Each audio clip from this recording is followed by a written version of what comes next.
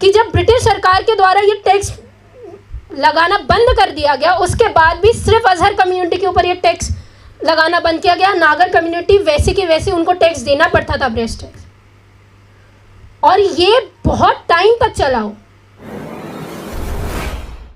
महाराष्ट्र से हमारे बीच जो दिल्ली विश्वविद्यालय में अध्ययनरत हैं अपेक्षा रंगारे जी, वो उन्होंने प्रोफेसर रितु सिंह जी के साथ लगातार 270 दिन उसमें आंदोलन में उनके साथ दिया, भूमिका निभाई और अपना बड़ा अमूल्य योगदान दिया। मैं उनसे आग्रह करता हूं कि पुष्पांजलि अर्पित करें। और आप hello, thank you sir, thank you everyone. आप बस मुझे 10 मिनट दीजिए, मैं अपनी बात ख़त्म कर दूँगी जल्दी। सबसे पहले सभी को जय भीम, जय भारत, नमो बुद्धाय। बिल्कुल बिल्कुल सर, ज़्यादा टाइम नहीं लूँगी मैं। यहाँ पे बहुत लोगों ने, आई थिंक यहाँ पे बहुत सारे लोग हैं जो बहुत इंटेलेक्चुअल हैं, मुझे जैसे सबसे पता चला है। सो यहाँ पे मुझे लगता है मुझे सिर्फ फैक्ट्स की बात करनी चाहिए, जो रियलिटी है उसकी बात करनी चाहिए, क्योंकि आके सबने अपने व्यक्तित्व बता दिए हैं और बहुत सारे इन्फॉर्मेशन हम लोगों को ऑलरेडी दे दी है। एज अ वुमेन अगर मैं यहाँ पे लड़की हूँ तो मैं उसी चीज़ के बारे में बात करूँगी और बहुत ज़्यादा डीपली नहीं जाऊँगी, ऊपरी ऊपरी आपको बात बताऊँगी और रियलिटी बताऊँगी कि एजुकेशनल फील्ड में हम लोगों को कैसे कैसी चीज़ें देखनी पड़ती है, किन चीज़ों से सफ़र करना पड़ता है। एंड सबसे इम्पॉर्टेंट चीज़ कि वुमेन्स को, स्पेशली दलित वुमेन्स को 2 तरीके से प्रताड़ित किया जाता है। एक तो वो दलित है इसलिए, और दूसरी वो महिला है इसलिए। तो हमारी जो चीज़ें हैं उसको जानना बहुत ज़्यादा ज़रूरी है और रियलिटी जानना बहुत ज़्यादा ज़रूरी है।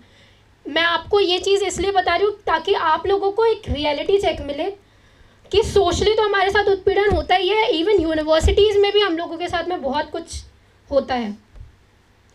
एकदम शुरुआत से शुरू करते हैं, हम वैदिक पीरियड से शुरू करते हैं कि कैसे हमारे साथ में, स्पेशली वुमेन्स के साथ में जो क्या क्या उत्पीड़न होता था, वहाँ से हम बात करते हैं।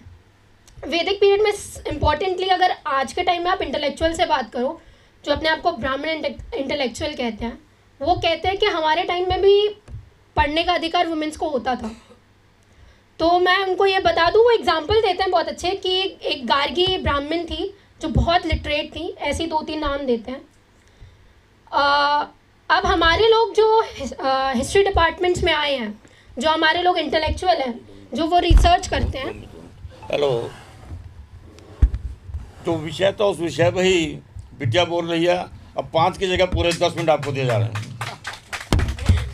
Thank you so much sir. तो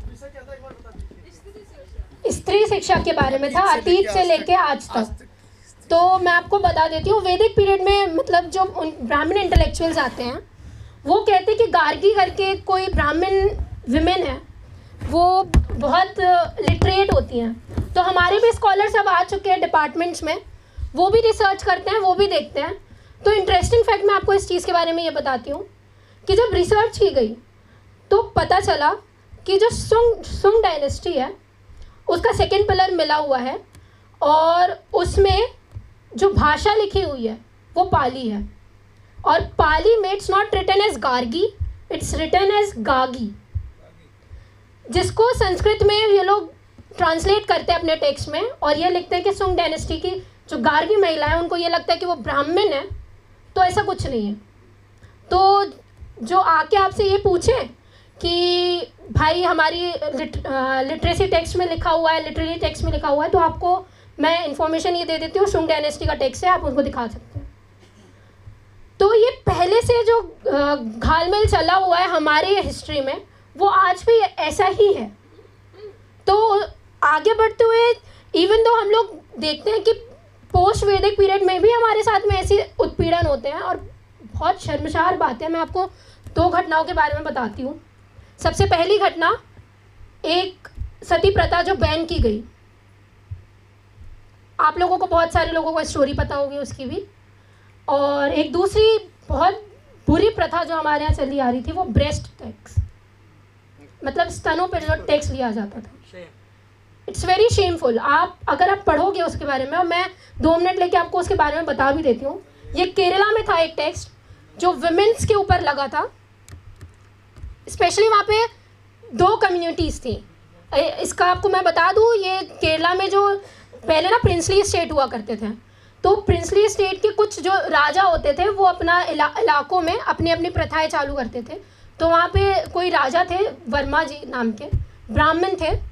उन्होंने 1729 में जब वो राज्य अपना इस्टेब्लिश किया, वहाँ पे ये प्रथा लागू की कि ब्रेस्ट के ऊपर जो नीचे जाति की स्त्रियाँ हैं, वहाँ पे 2 कम्युनिटीज़ होती थी, एक तो अज़ार और एक होती थी नागर, ठीक है। दोनों पे लगाए गए ये टेक्स्ट। और नागेली जी की बात जो मैं करने वाली हूँ वो अज़ार कम्युनिटी से बिलोंग करती थी। व्हाट शी सेड कि उस टाइम में एक बहुत रिवॉल्यूशन था ये, जब उन्होंने ये कहा कि जब स्वर्ण महिलाओं को ये अधिकार है कि वो अपना स्तन ढक सकती है, तो मुझे भी है, मैं भी ढक सकती हूँ, मुझे इसके ऊपर टैक्स देने की ज़रूरत नहीं है। And the shameful thing is, कई हमारे ब्रिटिश सोर्सेस ये भी बताते हैं कि ब्रेस्ट के साइज़ में भी टैक्स होता था। मुझे बोलते हुए बहुत बुरा लग रहा है। अब सोचिए वो महिलाएं जो इससे जूझती होंगी, उनके ऊपर क्या बीतती होगी। और जो टैक्स दिया जाता था वो मैंने सुना है बनाना लीव में दिया जाता था। तो जब स्तन ढक के नागेली जी घूमने लगी, तब ये बात पूरे राज्य में फैल गई। और उसके बाद फिर जब वहाँ के राजा को ये बात पता चली, सो कॉल्ड ब्राह्मण राजा को, तो वो आए टैक्स कलेक्ट करने कि आप टैक्स दीजिए। तो उन्होंने कहा कि मैं नहीं दूंगी। खूब टाइम तक ये बहस चली। उसके बाद नागेली जी अंदर गई, उनको लगा कि शायद टैक्स देने आ रही हैं, तो वो गई। और जब वो आती हैं तो वो दृश्य देख के सारे जो लोग हैं वो बौखला जाते हैं कि वो अपना एक ब्रेस्ट काट के वो केले के पत्ते में सामने ला के देती है, और फॉर हैवी ब्लीडिंग उनकी वहीं पर डेथ हो जाती है। और फिर भी वो लोग इतने क्रूर थे कि जब ब्रिटिश सरकार के द्वारा ये टैक्स लगाना बंद कर दिया गया, उसके बाद भी सिर्फ अज़हर कम्युनिटी के ऊपर ये टैक्स लगाना बंद किया गया। नागर कम्युनिटी वैसी की वैसी उनको टैक्स देना पड़ता था, ब्रेस्ट टैक्स। और ये बहुत टाइम तक चला हो, आई थिंक 1822 तक ये लड़ाई चली। तब जाके जब 1857 का 47 का रेवोल्यूशन हुआ, जब पीक में था, उस टाइम तक थोड़ा कम हुआ ये चीज़ें। ये बहुत शर्मसार बात है कि हमारे यहाँ पे जो लोग कहते हैं कि इनइक्वालिटी नहीं थी, उनको ये बता दूं कि ये कैसी इनइक्वालिटी है। वो भी महिलाओं के अंदर ही इनइक्वालिटी, कि अगर आप दलित हो तो आपके ऊपर टैक्स लगेगा, और अगर आप ब्राह्मण महिला हो तो आप जैसे चाहे वैसे रह सकती हो। दूसरी बात, दूसरी प्रथा, सती प्रथा। कहा जाता है कि राजा राम मोहन रॉय जी ने सती प्रथा बैन करने में बहुत बड़ा हक रहा है।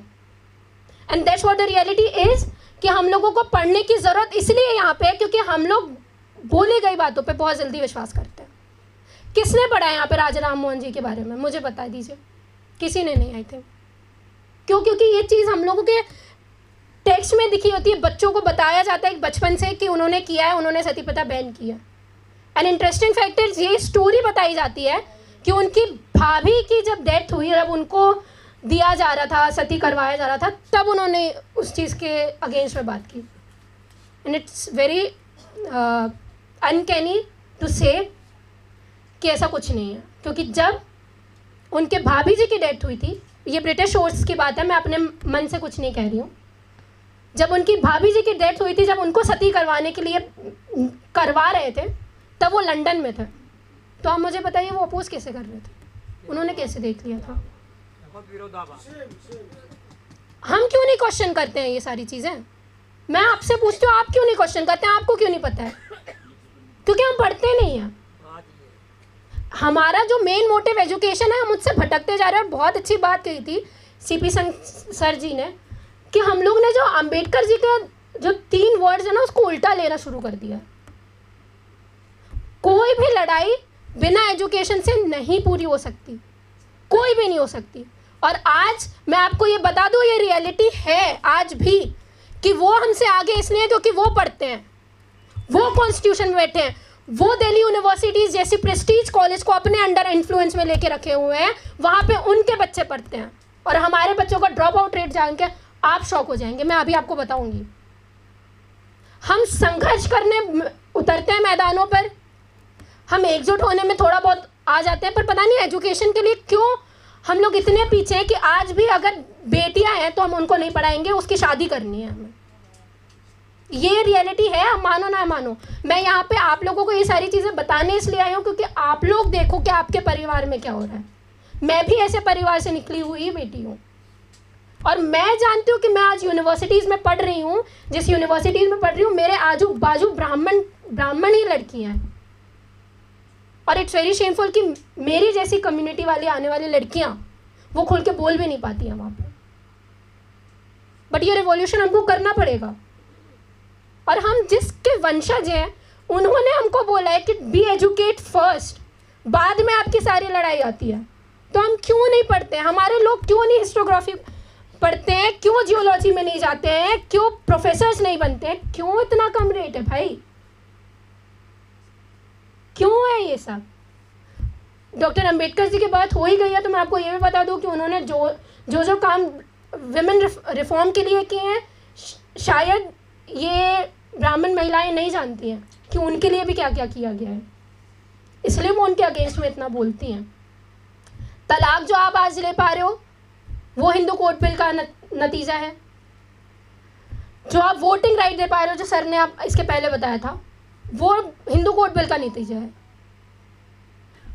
इवन मैटरनिटी लीव जो आपको दी जाती है वो उस टाइम ये सोच रहे थे जब वुमेन्स को बाहर निकलने का ही हक नहीं था, उस टाइम ये सोच रहे थे कि मैटरनिटी लीव जैसी भी कोई चीज़ होनी चाहिए।